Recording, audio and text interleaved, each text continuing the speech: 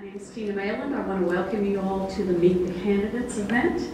And we are very grateful to all the candidates for coming, and we're also grateful to all of you for attending and for your attention, and hopefully for your very wonderful questions when we get to the Q&A part. So thank you all for being here.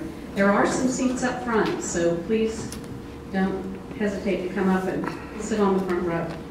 Let me tell you a little bit about how we're going to do this. We are going to have all of the candidates give us a 3 to 5 minute introduction about themselves. And we have the candidates here in alphabetical order. So we'll start with Bill, and we'll go down to the end. And so they will have an opportunity to tell you about themselves. Greg is going to be our timer. Greg Henry, who is the chairman of the nominating committee. Stand up, Greg, if you would. Thank you for all your work. And all of the members of the nominating committee who are here, if you're here, please stand up so we can say thank you to you for your work. And contact with these wonderful candidates. So what we're going to do is as I said, we'll go in alphabetical order. We'll pass the microphone and everybody will get a chance to introduce themselves. Greg will be our timer. So when you see Greg give you the 1 minute sign, that means you've got 1 minute to wrap up, okay? If you see me hop up out of my chair and just sort of nonchalantly start to meander around, you'll know that you should have wrapped up, and then you can just kind of end at that point, okay?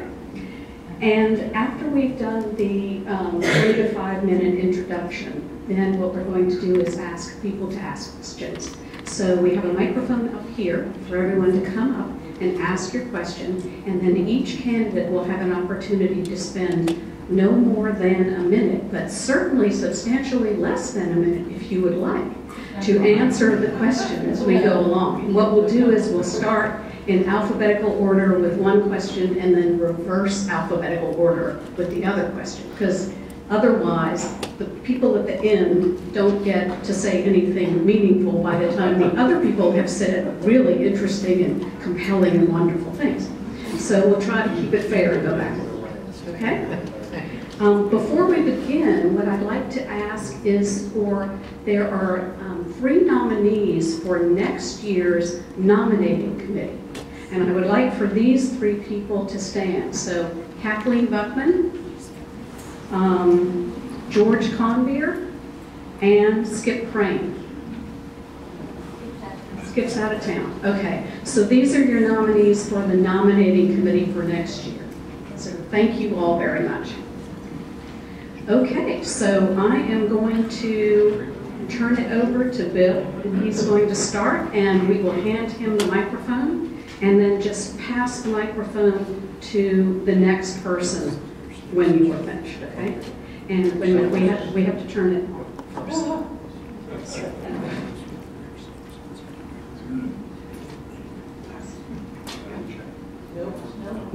Yeah, maybe it is.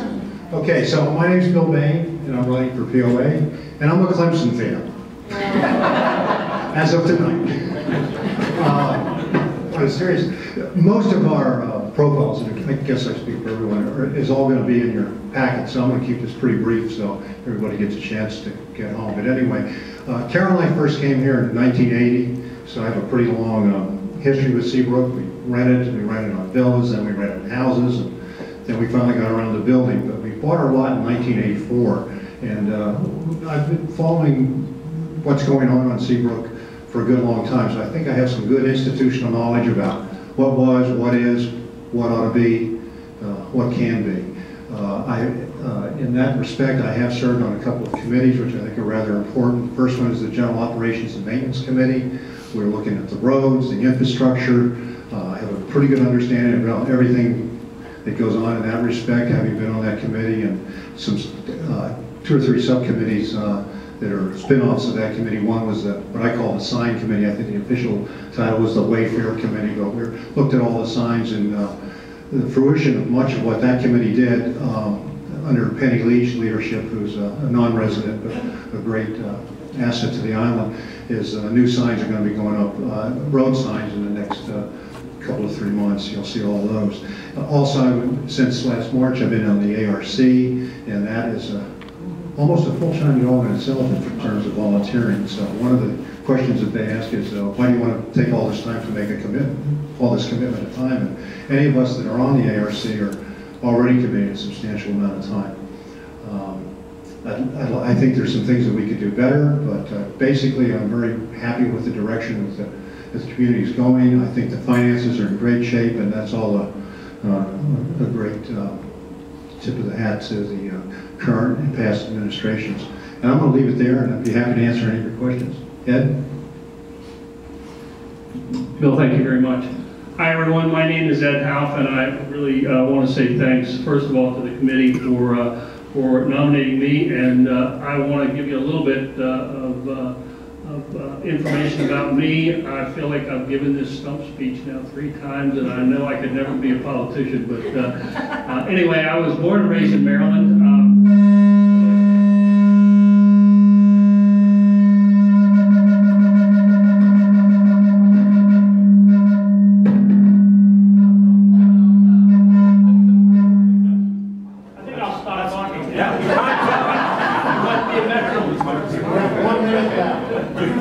There's a message in there somewhere. Anyway, I was born and raised in Maryland, and lived on family farms for a while, and worked on farms until I was until I went to college. Graduated from college, joined the Marine Corps, was commissioned as an officer, did combat tour. Also, the Marine Corps chose to send me to law school, so I went to law school, gave them their time back as a military lawyer and a judge, and then went into private practice in 1980. Debbie and I first came down here in about 2010, rented a house for 3 months just to kind of try it out, and loved the place. We had been up and down, spent a lot of time at different places. I owned a house in Corolla Light in the 1990s and was on the board there for a few years. But when we decided to retire, this was the place we wanted to retire. We bought our first house in 2012. Up on Crooked Oaks, and then moved to Coon Hollow, and moved in full-time last December, so December 2014. Since that time, I've been working my last year here, remotely, and I retired officially December 31, 2015, and so I'm anxious to get back to work. I think that one of the things that I would really like to emphasize here is community. We're all interested in property values, whether we're regime or villa owners, or whether we're single-family property owners, and we're all in this together. And I think that's one of the things that we really need to pay attention to, and to really try to find ways to make sure that we can all work together for the betterment of our mutual properties and our community. I think there's a lot of diversity here. There's an extraordinary amount of talent. I would be happy to work on any committee that comes along. I recognize that I still have a lot to learn about this island, but I think this is one of the best ways to learn is to immerse yourself and do the work that needs to be done. So I bring a lot of, I think, leadership, collaborative skills. I'm a trained mediator. I founded an ADR group in Baltimore before I left there several years ago, and I think that I can help people to make good decisions, try to find consensus, and build on what is already a very, very fine community, and keep things going. So I think that's it for me. Thank you. Ron, you want to try that mic again? That's your barrel. Then you got free time left. Testing. All right, Veronica, let's see if this works. Okay. All right, so I'm Veronica Lallier, and I've lived here on Seabrook since 2011. My husband Michael and I found some property here. Actually, my sister and brother-in-law also found property here at the same time. We looked at each other, said, "I'll buy mine if you buy yours." We did, and now we both have homes here on Seabrook, so that's really wonderful. I worked for 24 years for the federal government, for the CIA. In my work life, I managed a broad array of administrative services, including construction, operations and engineering, security, environment, safety, transportation, finances, contracting, you name it. If it was administrative in nature, I ran it, I oversaw it, I led people doing those kinds of activities.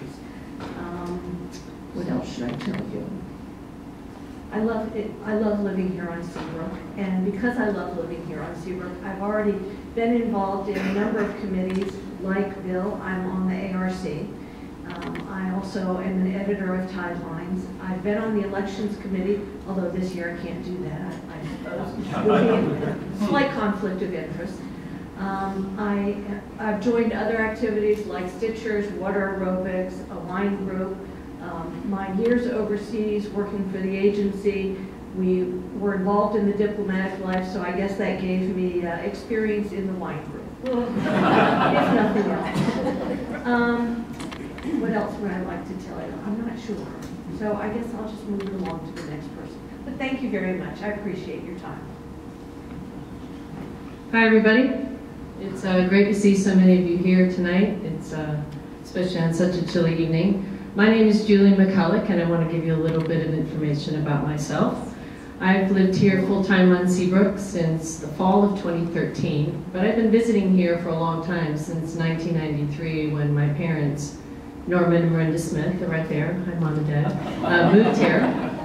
But when I retired from a 33-year career with ExxonMobil, my husband and my 2 cats and I came to Seabrook from Fairfax, Virginia. During my career with the world's largest energy company, I spent all of my time in the downstream business. I worked internationally and domestically, and I managed large employee groups, large projects, and multi-million-dollar project lines and budgets. As well, I was responsible for PRL for very large business lines as well. I had extensive interface with labor unions, with federal and state agencies, and customers, so I had a lot of external interface as well. My focus areas while I was working were in the areas of customer service, marketing, sales, distribution, strategic planning. I even sold tires and batteries to service stations, so I kind of got to see the whole gamut. On a personal note, I'm an avid golfer, and I am on the ladies golf board and have been so for about 3 years. I'm also a gym rat and can be found here pretty much every day, either taking a class or doing weights or swimming, except when the water's a little bit warmer than it is now. I recently volunteered for the POA's new welcoming committee, and I also donate my time to pet helpers. I have an undergraduate degree from the Carolina, which is Chapel Hill, and that's in journalism, and I have an MBA from the University of Houston. In terms of what I see for the island, I think, as all of us, we want to maintain our property values and our quality of life, as Ed mentioned, and I think the POA plays an important role in that. And I think, as a board member, I would continue to focus on those areas, in part by building on a very strong foundation. And that is to continue maintaining the appearance and the infrastructure of our facilities, to enforce existing policies on the external appearance of homes and landscaped areas, to also simplify and streamline the ARC procedures on how a homeowner builds and makes improvements to their home. But I also think we need to get creative on doing some new initiatives. I think I would like to work with area landscape companies, building supply companies, and building contractors to see if we can get an arrangement where property owners can get co-op or club-type pricing. It would be a win-win because they would reduce their expenses and businesses would potentially gain incremental business. I think we also need, as a POA, to do a great job of interfacing with all of the groups that maintain an external face to the community, those that put out our best face to the people who want to visit here. And that would be the club, the town, the real estate company, property management companies, and also individual homeowners, to make sure that the message that we're getting out is cohesive, professional, and cost-effective. Why do I want to be on the POA board? I retired 2 years ago. I gave myself a hiatus to not get involved. Well, that 2 years ended in September, and I'm ready to get engaged. I know I have the skills and the temperament and the energy to make a difference. Thank you. Thank you, Julie. My name is Ron Shilka, and my wife Lynn and I are relative newcomers to Seabrook Island. We built a house here in 2013 and moved down here from New Jersey in October 2014. My background with the island goes back really to the early 1980s when I came down with my first wife and our young kids. And I fell in love with the island then. The landscaping was beautiful, properties were well tended, the amenities were nice. And when Lynn and I started looking for a place to retire back in 2010, she said, well, why don't we take a look at Seabrook Island? And if you can imagine coming out of the island in 2010 and seeing a new clubhouse being built, a lake house, a new beach club, and in a difficult economic time. So we were so impressed by the quality, of the management and the people living here and the commitment that everybody's made to make this both a wonderful vacation destination as well as a wonderful place to live. So that cemented our mind. This is where we want to spend the rest of our days. So a little bit about my background. I've been 41 years in a family business, and I'm still involved in it. It's a family business that started in 1935, and still in the family. So if you talk about, Ed mentioned dispute resolution. You get to be pretty good to keep that in the family after all those years. I ran a small company that I founded in 1973 that made machine tools for the automotive powertrain industry, and we sold that business to our German competitor back in 2013, which helped speed up our retirement plans. A very timely decision. And in addition to that, I've served on public boards. I was for 9 years on the school board in Rumson, New Jersey, and served as president for 2 years on that board. Also, our trade industry association called the Association for Manufacturing Technology, based in McLean, Virginia. I was on that board for 9 years, 5 years on the executive committee, and 1 year as a chairman.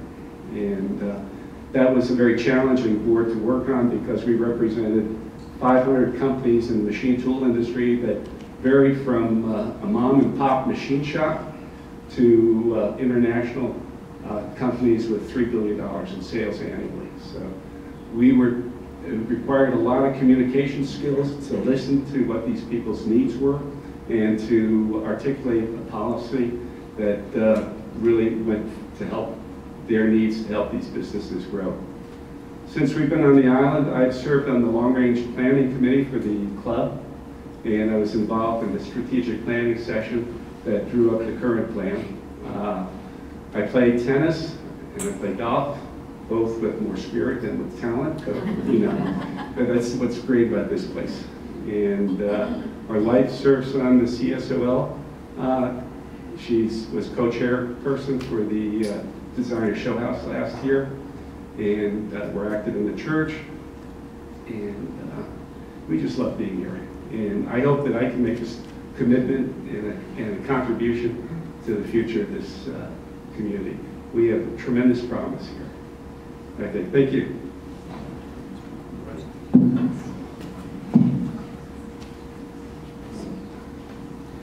Wouldn't it be something if I tripped while I was getting up? My name is Roy Sessions, and I want to thank you for listening to us.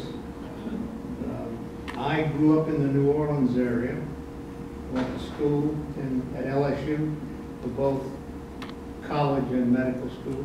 Someone asked me if LSU really had a college. They thought it was just a football team. That is not the case, I can assure you. I'm living proof of it. In any event, my wife Mary and I moved here about 8 years ago and built a home. We've lived on Marshgate since that time.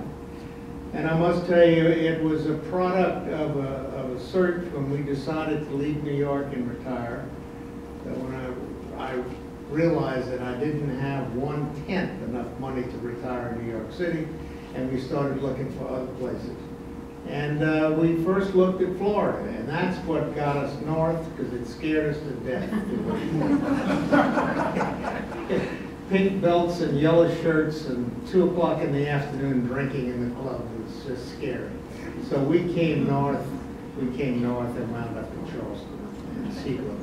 And I must say, this has been, for both Mary and me, a delightful and wonderful community in which to settle. Our children love coming back, and I just can't think of anything, really, that I don't like about this island. Now, when you feel that way about some place, you feel a sense of responsibility. And I must say, I have not been active in the committees and so forth. I haven't been civically active. But I have written a blog once a month for the Tidelines. And I also teach 2 days a week at the medical school in Charleston, MUSC. I spent my entire 40-year career in an academic surgical career. I was a cancer surgeon. And when I launched my career, I moved through various institutions as I climbed up the academic ranks, and I was a professor at Sloan Kettering in New York. And then I went on to become a chairman of a surgical department at Georgetown University. And then my last gig was 10 years in New York, back in New York after Sloan Kettering earlier. My last job was as the chairman of that surgery department at Beth Israel in New York City, and I was director of the Cancer Center. So I've had a lot of administrative experience. I've been on 35,000 committees in medical school, and it seems like 35 million. But seriously, I chaired a number of committees, and I think that is translatable into leadership as it pertains to a board membership. Now, I must say that my sense of responsibility, I hadn't planned to do this, but when approached about this board, I was honored and flattered. And I realized that if I'm going to brag about this place and really promote this place, I really should do something in sense of responsibility. So I'm running for the board, and I would very much appreciate your support. And I can tell you that if I do become part of the board, I think that I will be able to contribute, and I'll certainly work hard at it and have a keen level of interest. One thing I might say is that despite what my wife says, I have a lot of common sense, but I have a strategic thought and plan for my board membership. I don't have a mission. I don't have a tactical approach to this. I have a strategic approach, and my approach is simply this. We have to stay competitive on the East Coast, and we have to retain the wonderful flavor, the informality of this island, but yet stay progressive enough to be competitive with all the other island resorts. And that's not an easy formula, and I don't know the answer to that, but that's the strategy, I think, that's critical. And I have a feeling about leadership that, and I'll stop. I have a feeling about leadership that is very basic. I think that the interest of the individual is subordinated to that of the group. And I'm very much committed to being a board member that represents you and not me. And so with that, I'll sit down. Thank you. Thank you, Roy. My name is Phil Squire. A Seabrook, a friend of mine, recently went to his doctor for a checkup. And he had the whole gamut of tests. And after he's all done, the doctor calls him in and says, "I got some bad news for you. You only got 1 year to live." The guy says, "Oh my God, this is terrible. What do I do, Doc? What do I do? What should I do?" He says, "You should run for the SIPOA Board. It'll feel like 10. There's a lot of truth in that joke. Why would everybody run for the SIPOA Board? And it's a thankless job. The pay is lousy. The benefits are non-existing. The opportunities for graft are very low. But on Seabrook, it's kind of disappointing that we go out of our way to discourage people from running for the POA board. This year, I think it was 11 people tried to run for the board. Five of them were rejected, including myself. I've tried to run for the board 3 years in a row, and each time the nominating committee has rejected me without any explanation of why. This year I've got petitions to get on the ballot, and I think I've got something to say. I'm not going to bore you with my bio. I have copies of it if you want to see it, what I did for a living in the past. Rather, I'd like to talk about what I think about things on SIPOA. The first is, obviously, I think we should have open and transparent elections. We should be encouraging people to run for the board, to get new blood on the board. We should not be turning them down without any explanations. The second thing is, we should put out what people think about things on SIPOA. This year I tried to put in my bio that goes out with the ballot a description of how I felt on certain positions on Seabrook Island. The nominating committee said I can't say that, even though the bylaws specifically state that, and I'll read it to you, in the bylaw 7.6, the nominating committee will assist board and nominating committee candidates to develop biographical and position statements about Seabrook Island topics and plans. I was not allowed to put out a position statement on anything I wanted to say about Seabrook. Now, the bio statement that goes out with the ballot is the main thing that people use to decide how they're going to vote. There's only maybe 150 people in this room. There's 2,600 Seabrookers, and 2/3 of them are non-residents. The only thing, they don't know anybody up here, they don't know me, but they get something in the mail and it says, well, I work for so-and-so, and I work for so-and-so, and I have skills. That tells them nothing. You need to find out what they think about Seabrook issues. What do they think about property values? What do they think about spending? What do they think about the dues? What do they think about the dog park? That's what we need to talk about, not what we did for a living in the past. So that's my first thing, is transparent elections with positions. I think the board needs a villa owner. I'm the only villa owner. I actually live in a villa that's running for the board. We have no representations from any villa owners on the board. We haven't in a while. And, you know, non-residents obviously can't run for the board. It's very difficult for them. But I think there ought to be a lot more concern about non-resident issues. We are the Seabrook Island Property Owners Association, not the Seabrook Island Residents Association. 2/3 of our people don't live here, but they pay the same dues as everybody else. The third thing I want to talk about is capital spending.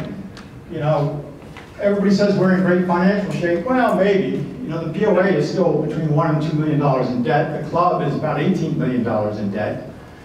We don't have a whole lot of money. Our property values are still going down when they're going up elsewhere. And this year, we're going to build a new gatehouse. Now, I didn't buy on Seabrook because I thought the gatehouse looked great. I could care less about the gatehouse. I've never been in it. But we're going to spend $750,000 for a new one this year. And that's fine if you want a new gatehouse, but I think the owners should have been asked first if they wanted to spend $750,000 of their money on a new gatehouse. Fourth, I run out of time? Streamlining the ARC procedures. It's very difficult, especially if you're a villa owner, to go through the whole convoluted process of getting any changes made on your villa. And that's one reason why I want to get on the board as a villa owner. You have to get your villa regime approval. You got to get standards approved. Then you got to get the ARC approved. We could streamline that and push the authority down to the villa level. And finally, I want to talk about property values and our whole marketing strategy. Anybody received their assessment lately? I'll wrap it up in a second. You'll notice that on Seabrook, property values are down 20 to 40% in the last 5 years, while countywide they're up 7%. We need to review our entire strategy in that regard. Thank you.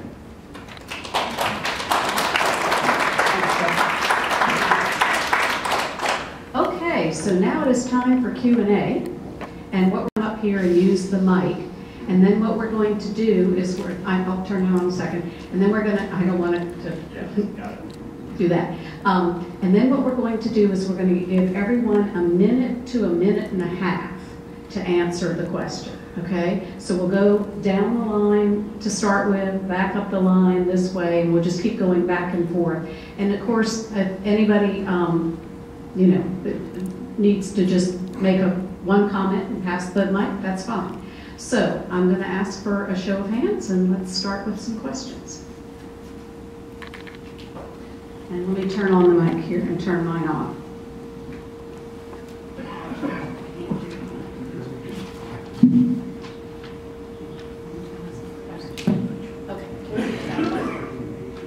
Hi. I'm trying to find out why it's so darn hard to sell a villa here. I'm sorry, can you say your name? Yes, my name is Gail, and I'm trying to find out why it's so darn hard to sell a villa here. Could each candidate briefly respond? Thank you. I start. Okay. Okay. Can you just repeat the question? So the question was, Yes, Gail has a villa. You're the owner? yes, sir. And she has a hard time. 17 years. 17-year owner of a villa. She's having a very difficult time selling it. Gail, where's your villa? Tarpon Pond? Have you done many improvements? Yes. You're still having trouble. No, I don't think that it's all villas are, they're not selling the way they should. And if they are, they're going to fire sale prices and most of them. The lower end villas. Well, I'm not, Fire sale as Phil pointed out, most of us are homeowners, but I think in the case of the villas, the ones, for instance, for Villas and Spinnaker, some of the others, they put huge improvements in them. I've stayed in many of the villas, they're gorgeous, and I'm surprised you're having the trouble you are, but I do know that there's regime fees and other fees that are associated with villa ownership that add on to say, gee, you know, I can live on Seabrook for $200,000, but then you got all these regime fees, and that's what adds up. But and club membership. But we all do enjoy the advantages of having a club, and one of the reasons that people come here is because they look out and they see the golf course, they see the swim club, they see the stables, they see the tennis courts, and they say, gee, I want to live there where all that is. And I think it's incumbent on all of us. I bought into the club early on when it was first announced that people would take it over. But I'd like to just take 1 second to say something about what Phil brought up in regards to this new gatehouse. Number one, the island did vote to build the gatehouse. They did it when they voted to build this building. They just ran out of time and money. They wanted to spend it here instead of on the gatehouse. And number two, it's not going to cost $750,000 still. Right now, it's in the budget $300,000 in this year, in fiscal 2017, another $300,000 for a total of $600,000. That's 25% less than what you're talking about, number one. And number two, we've always been able to bring things in under budget to begin with. Thank you. Thank you, Gail. I don't want to turn this question back on you, but what is your agent telling you about why the house isn't selling? My house is actually not for sale because Okay. I realize it's not going to sell. Okay. But I know. Well, okay. Next question. Let's give her a little bit of respect here, please. You can go on Zillow.com any day and look at villa Okay, prices. I don't think I can answer, I just don't think I can answer a question without reference to some specifics, but, I mean, if there's a dialogue that needs to happen here, it's one of the things that I talked about before when I said, I think we need to bring people together from all the areas. I'm not sure that I agree that there needs to be a specific regime or unit villa owner on the board to do that. We should be doing that as a unit. If we're not doing it, then we ought to think about doing it. But I can't answer your specific question without reference to a specific thing. And one of the things I'm really not is a real estate agent. So thank you. Yeah, I'm not a real estate agent either, and I'm not a villa owner, but I certainly feel the pain that the villa owners have gone through, because I recognize that there are varying levels of financial ability of some people, and some people want to leave Seabrook. I'm sorry to hear that people want to go, but I think that we need to work together to improve the look of some of the villas. Some of them are in poor shape, others look really fabulous. So it's a mixed bag across the 41 regimes that we have out there. And I agree with Bill that we need to come up with a plan to help improve the look of villas, make them more competitive, in any way that we can and help improve those property values for all of us. Make Seabrook a destination place, someplace people really want to come and have their families, come and join them here and enjoy all of the facilities that we have. Thank you. I think since 2008, the property sale situation has not been marvelous for anybody on the island, whether they have a villa or a home. But I think in particular to the villas, I think it really gets down to each villa or the reasons are as specific as the villa. Some of the villas are, as Veronica said, are in great shape. Some of them are not. Some units have been updated, some have not. Sometimes the marketing's just bad.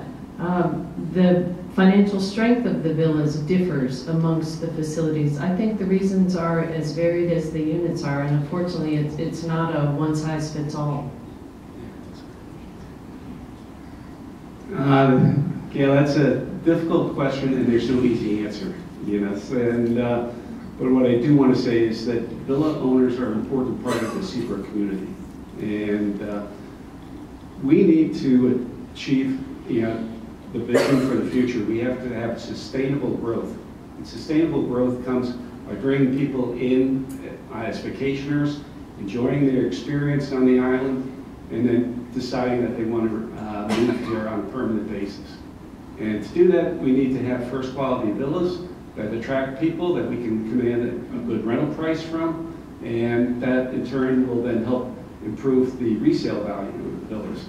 It's a long process, but I think that we need to engage experts, structural engineers, design people, and where we need to make a commitment to rebuild and restore, then we'll take that one step at a time. I question the concept of regimes, and I bring this up because I think it relates to your question. And Get the mic closer. I say I question the concept, the fundamental concept of regimes.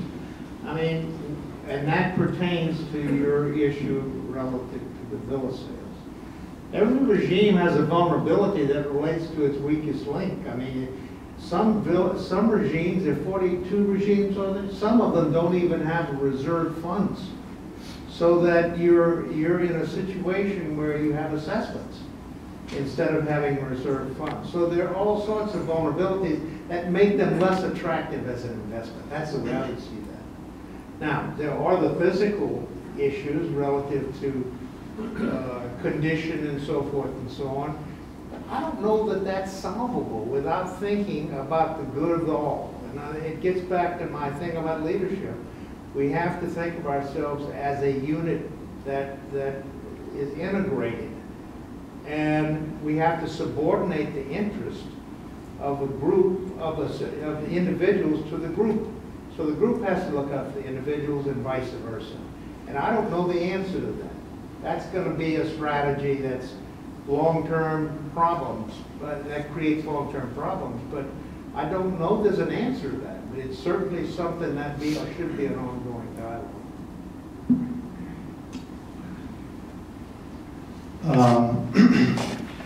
To me, it's not really that complicated. We require everybody to pay a $40,000 tax when they buy a villa. That tax is a club membership that you probably don't want. That's why we're selling half the number of villas that we did before mandatory membership. That's why villa prices are still declining when they're going up elsewhere. It used to be that half the people that came to Seabrook joined the club and half didn't. And those half of people, that half of the potential buyer pool that didn't join the club is now buying elsewhere. It's as simple as that. I know there are a lot of people in the room who don't like to hear that. They think the club is great. That's fantastic. I hope you enjoy the club. I think the club is great, and I wish it success. But when you slap a $40,000 tax on a high hammock villa that's selling for $100,000, you discourage people from buying it. High hammocks have been upgraded. It's not because the villas have not been upgraded. Sea lofts have been upgraded, atriums have been upgraded, Ocean Winds have an assessment going on, they're being upgraded, and villa prices still keep falling. I have a database of villa prices on Seabrook, and I can tell you they're still falling when they're going up elsewhere. Thank you. Can I say one other thing? I think that the obvious relief for the villa owners would be for them not to have to pay club membership. But I don't know, and I was told that there's a legal issue involved in requiring some people to pay membership and not requiring other people to pay membership. So that has not legally been solved.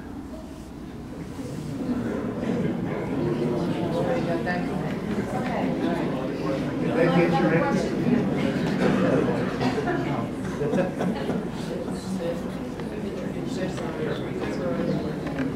Good evening. My name is Jamie Geiger, property owner.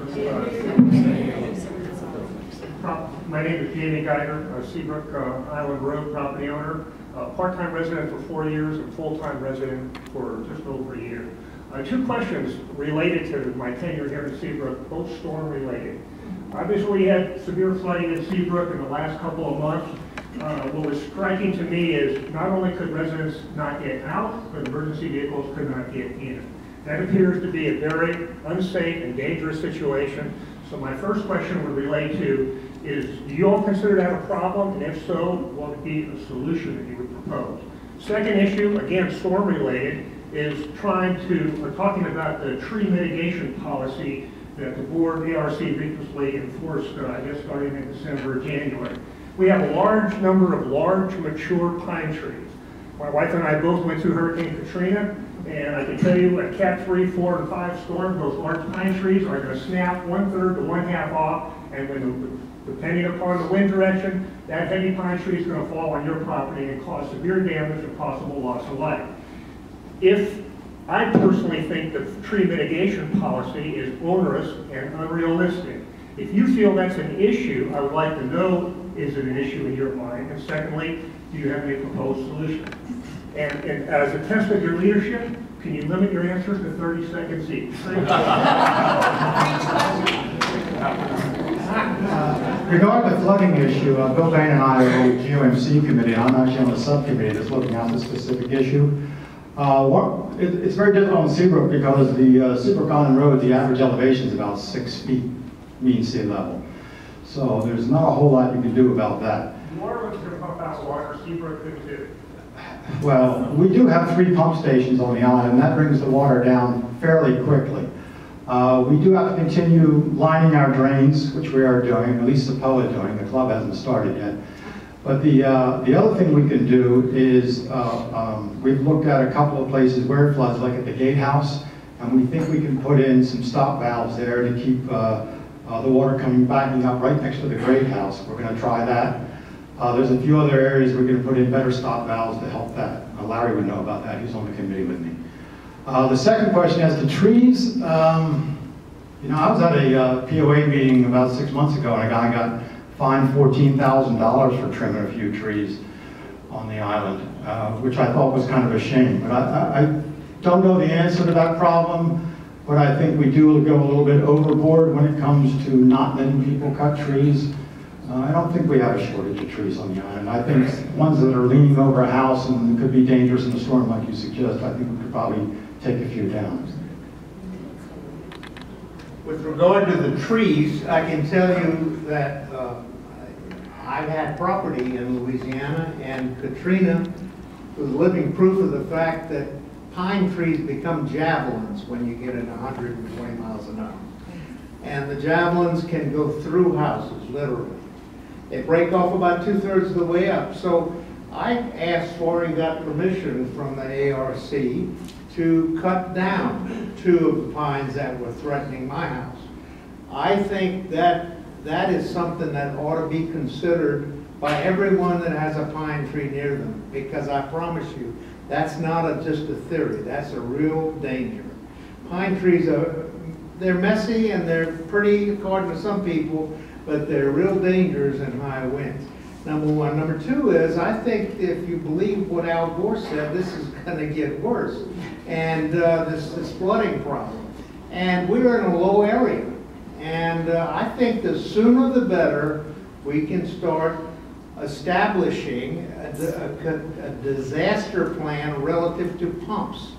Ask what the people in New Orleans are doing right now. They're building a whole new drainage system and pump system and so forth, looking forward to how to combat that. And I think that's a real issue. I think we ought to start, that ought to be a long-term strategy to work on a pumping system that avoids this. It was over 30 seconds, I'm sorry. Well, the question about the flooding situation is very timely. I mean, this is the low country, and with rising tides, we've seen just 2 king tides back in November. The net result, it's a problem that has to be addressed, and it is being addressed. I mean, the current infrastructure went in 1980s, and it needs to be addressed, and whether we need new pumping stations or we need to elevate the water discharge levels, those are being addressed by the committees responsible. I know that the town also is taking a very serious look at the flooding issues. And as far as trees go, if you feel that your house is in danger from a tree, then speak to the people at ARC and the POA, and I'm sure that they'll give due consideration. Thank you. Okay, where do I start? The flooding. I've been coming here for a long time, and I've never seen flooding like we've had. And I think it caught the whole region by surprise. And in a weird kind of way, I think that's a good thing, because I think it's gotten people's attentions in the Charleston County, the city of Charleston, the state, the DOT, etc. So I'm not going to talk about what's going on specifically here on Seabrook, but I do think our town is working with the county more perhaps than they've ever done in the past to address some of the issues that are outside our gates, like at the Bohicket Marina, at the Freshfields turnaround, as you said, so vehicles can get on and off the island. In terms of trees, I've lived in Houston a long time. I've been through a lot of hurricanes, and trust me, any tree can come down in a hurricane. I lost a live oak in my yard last winter. A live oak? What live oak falls down in the middle of a rainstorm? Well, mine did. So any tree can come down. As Ron said, if you have an issue and you have a tree threatening your house, you need to raise it to the ARC, and they'll look at it on a case-by-case basis. I can confirm that, yes, the ARC does look at people's issues with trees on a case-by-case basis, and where trees truly are threatening a home, that you get permission to take the tree down. There are, sometimes requires mitigation, but it doesn't require that you put in another pine tree if that's what you're taking down. Usually it's another hardwood or something like that, but there's a schedule that you can look at. It's in the policies and procedures, and it's pretty easy to figure out what you might want to do. With regard to the flooding, I know that obviously there's been quite a bit of flooding. We unfortunately had both the king tides and torrential rainstorms all at the same time, and it could happen again. So we do need to be prepared. I know that the POA and the operations and maintenance folks are really working hard to do the right things to get new, the pumps up and working, and a plan to get the water off of our island. But there's not a lot of place for the excess water to go, unfortunately. That's what comes with living in the low country. One of the things, though, that we are involved in doing is working. I'm on the Tidelines blog. I'm one of the editors, and we're working with the town to get more information out in a timelier manner so that you'll know which way to go, which way to drive if you're trying to get off the island or try to get someplace. We're trying our best, and I think we'll get better, but that's what it is right now. Two thoughts. One about the trees, and that is that if you believe you have trees that are dangerous, you should call your insurance agent. Your insurance agent will be happy to come out and do a risk assessment for you and tell you what trees need to go and how that needs to happen, and that will give you, I think, some extra support to the ARC if you want to have a tree taken out. The second thing with respect to the flooding situation, obviously we do have some limitations based on where we live, but I do think that we need to have a more focused task organization that pulls together all of the jurisdictions, and instead of letting everybody do their thing, we pull it together and make it an organization that's directed to a specific set of goals. With regard to the flooding, as Phil pointed out, we are 6 to 8 feet, depending whereabouts on Seabrook Island Road you are, above sea level, and that's a problem. The General Operations Maintenance Committee is specifically looking at various areas where flooding occurred all around the island. Some cases it's because rain came in, other times it's because water came up out of the sewer and flooded that way. But anyway, we are looking at it and are trying to address it in a practical manner. Getting onto the trees, that's one of my pet peeves as well. I think that if the way that current property policy and procedures for the ARC are written, if you cut down big trees, you're supposed to mitigate it. I think in the case of pine trees, we should just eliminate mitigation altogether. You're spending $5 grand to cut down the trees, then they want you to spend another $5,000 to plant new ones. If I were elected, one of the things I'd like to do is change some of those what I think are rather onerous rules about the tree situation. Thank you.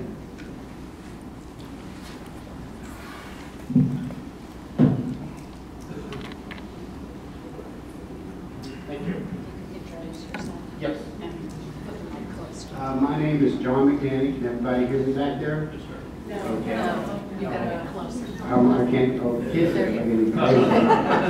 Okay, my name is John McCanny. I live in Pelican Watch. I've lived here for almost 5 years, and I bought in 1997. My question was going to be the same as this first lady that brought up regarding reselling your condos. But I want to compound on that in the fact that in 97 when I bought, I paid $147,000. I've seen those babies escalate to $650,000. Then our illustrious club came into play. And it is a real problem, whether we want to admit it or not. It's like the elephant in the room. People come on to Seabrook, and it is beautiful. I've been in real estate, and I've been in home building. I know the market pretty well, and the perceived value is here. And when people are looking at condo at 100 to 200 to 300, and they hear that fee of joining the club, even if they are golfers, they usually don't have that disposable income. Now, what I'm recommending as the board gets itself together, there should be some kind of a task force to see what we can do, because this is going to fester into ruining these resale values of the condos.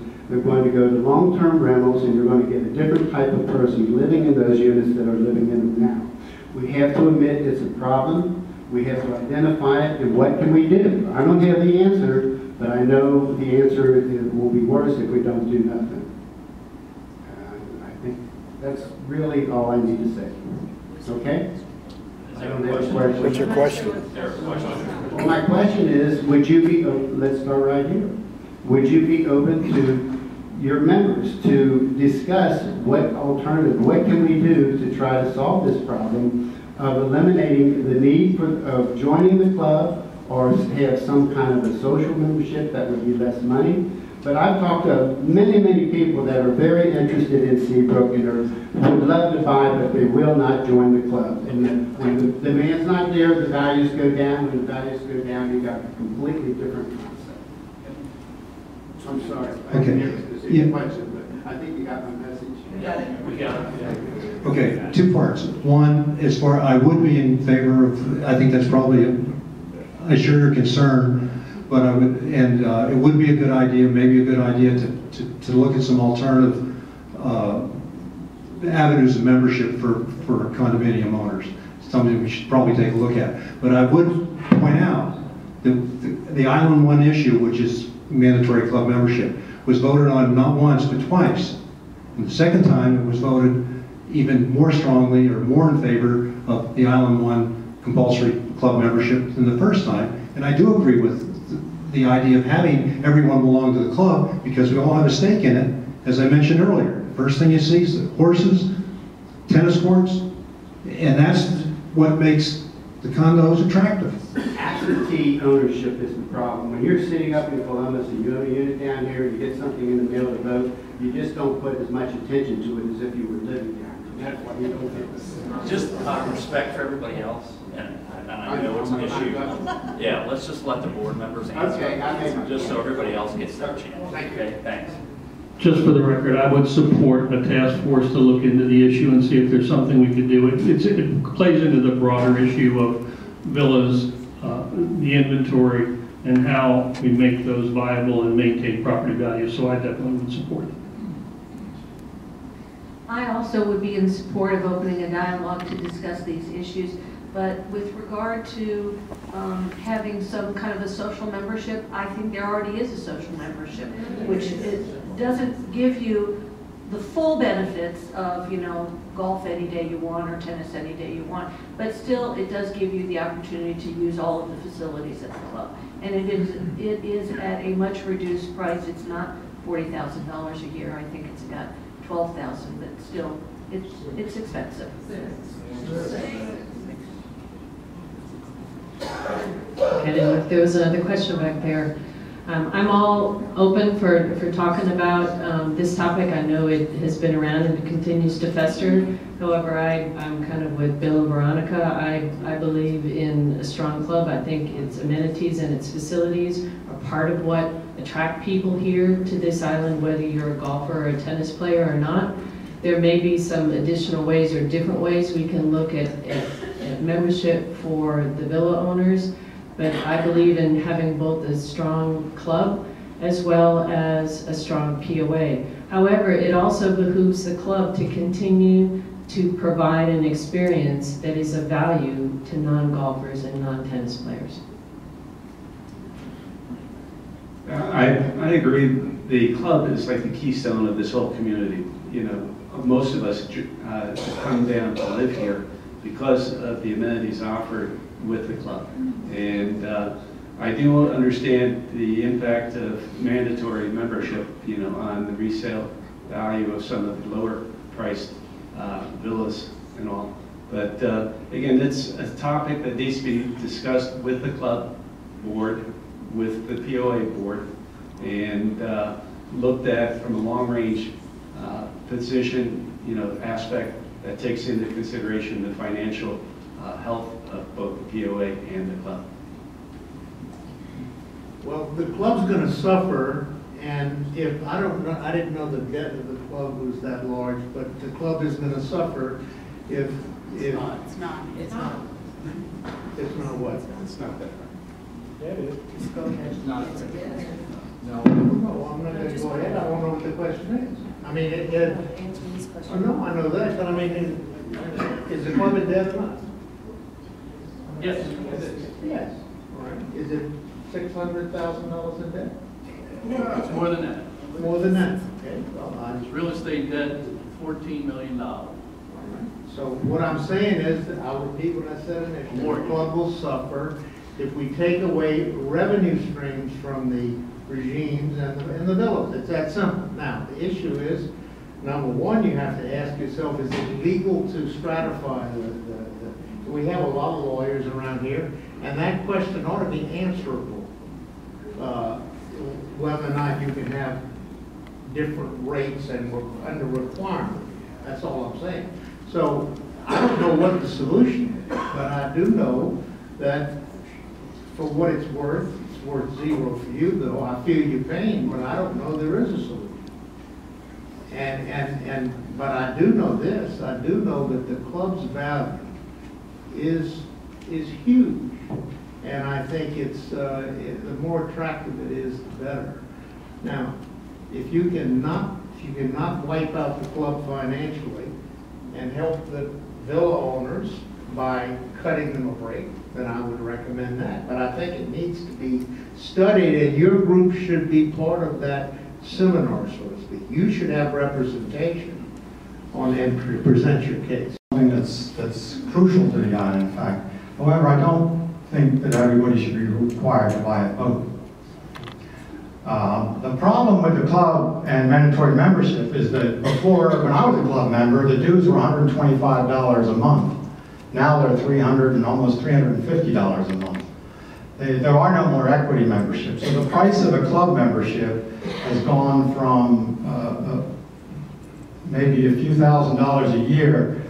Now it's up to about $4,000 a year. The joining fee is $12,000 now. It used to be $6,000. This is for the lowest level membership. Now the problem is that the villas or the low price properties, the high hammer, they're really not suitable for living in. They're suitable for a non-resident to come down here on a weekend and maybe rent it out and so forth. So requiring them to pay that extra money is what just is killing it. So, I mean, I think a lot of people don't like what I have to say, but that's the facts. I mean, that's the fact. I think it's the 800-pound elephant in the room. That's not the fact. Question? Oh, as per the club debt, the club owes, what is it, George? 14 million? It's less than 14. I think it's like 12 million, right? It's $12 million. 12 paid down to 21 million. Right, $12 million that the club owes on their Horizon Plan debt. Unfortunately, they also owe $6 million to retired equity members. Before I ask the question, I want to answer some of the non-facts over here. First of all, the POA does owe $2 million. When we built this, we borrowed between 9 and 10 million. We've paid it back. We've paid it back down to 2 million without raising assessments for the last 5 years. We've built up a lot of reserves. We did a lot of infrastructure work. So $2 million is not bad to have over the last few years. The second correction is community membership is a $6,000 joining, not $12,000. And it's either $6,000 or a percentage of what you bought, whichever is less. So if you bought a $100,000 villa, it may be $3,000 to join. I don't know that percentage. I don't know what that percentage is. Now, the question I have is this. I'm sorry, I didn't introduce myself. My name is Victor Augusta. I was on the board. I was on the ARC for 3 years. I've been a property owner here since 1979. I had a villa. I had rented it out. I had a spinnaker. Moved to, when I got ready to retire, I moved to Hidden Oak, which is a regime. And the question is, what would you do as a member of the board as well as to pay off that debt of $2 million? Did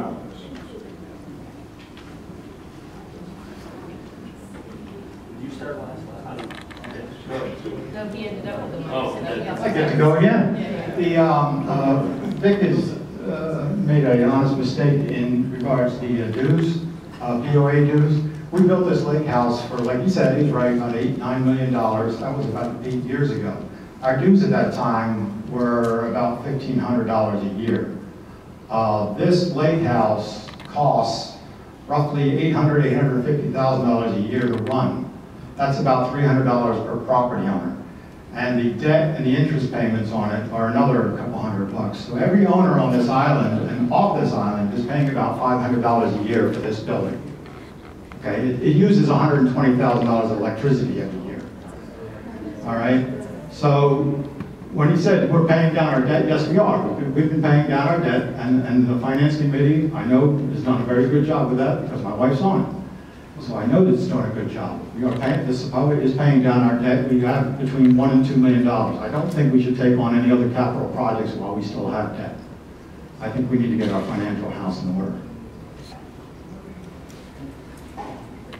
I would say probably the most onerous thing you can imagine is a doctor advising on finances.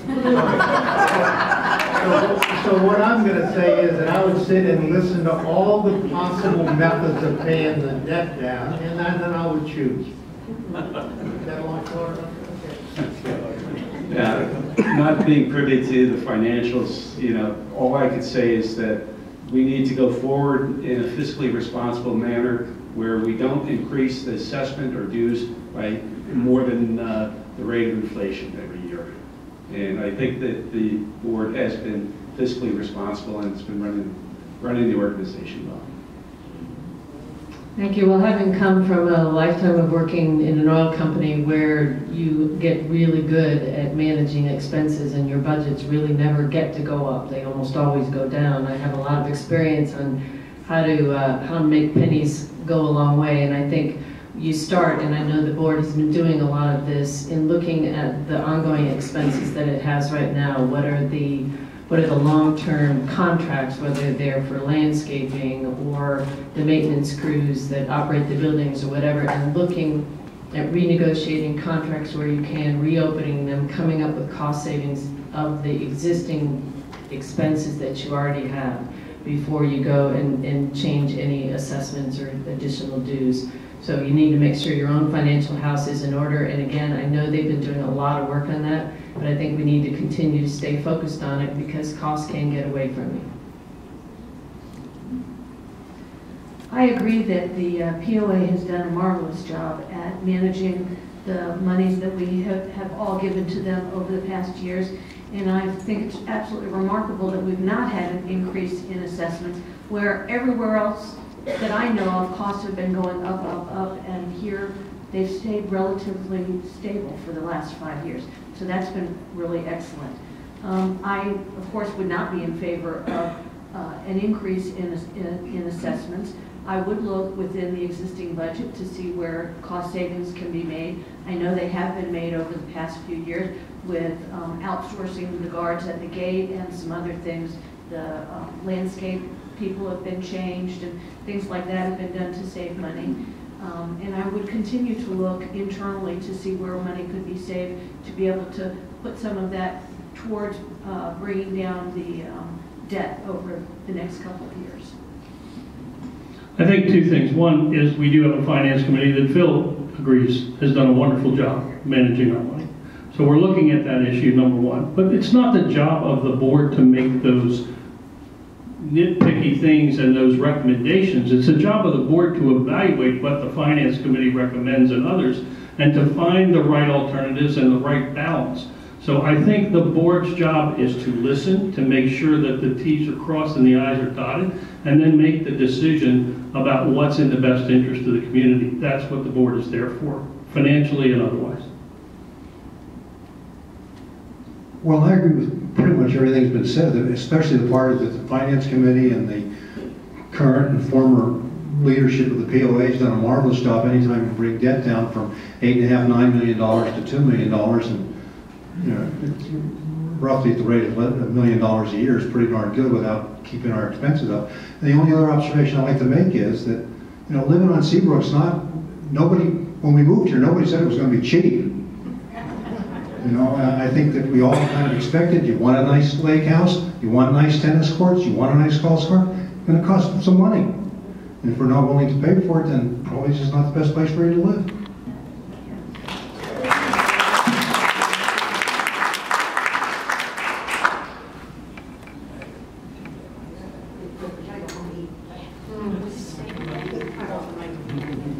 Hi, my name's Janet Faye. I live in Spinnaker.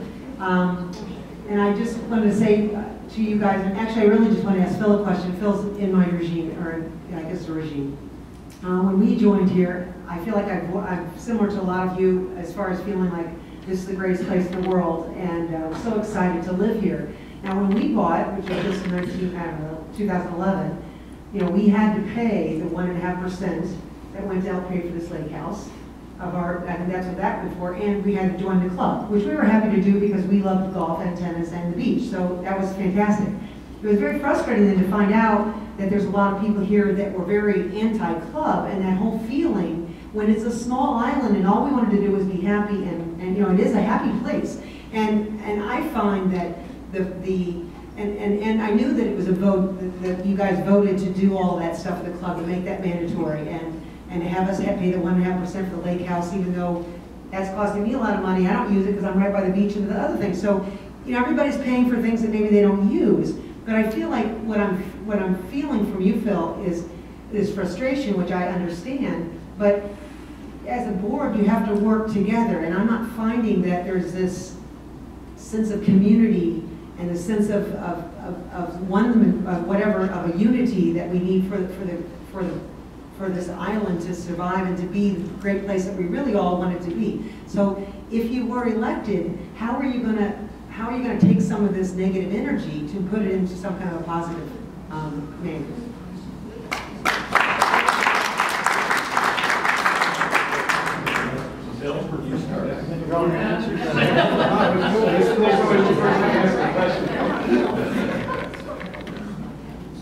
No, I wouldn't live here if I didn't love Seabrook. I mean, come on. I'm tired like 13 years ago, and my wife and I were stationed to come down here. We love the place. I mean, but we bought before anybody was required to join the club. You don't make a sense of community by forcing your neighbors to join your club or your activities. I mean, that's not a sense of community. That's just forced indenture. Okay? I'm sorry that this is an unpopular opinion, but I mean, it's my opinion, okay? The sad thing about mandatory is that, in my opinion, it's actually hurt the club. Now, let me make my case. The club, before mandatory, used to sell over $1 million in real estate. They used to make a profit of over $1 million in real estate every year. Now they struggle to break even. They'll make a few $100,000 this year. Because our real estate sales have fallen by so much, about 50% of what they used to be, the club struggles to make money on real estate. If they did away with mandatory, values would jump, real estate sales would jump, and the club would make a hell of a lot more money off of Sire. So I don't buy the argument that the club can't survive without mandatory. I think it can. I think it will easily survive. They got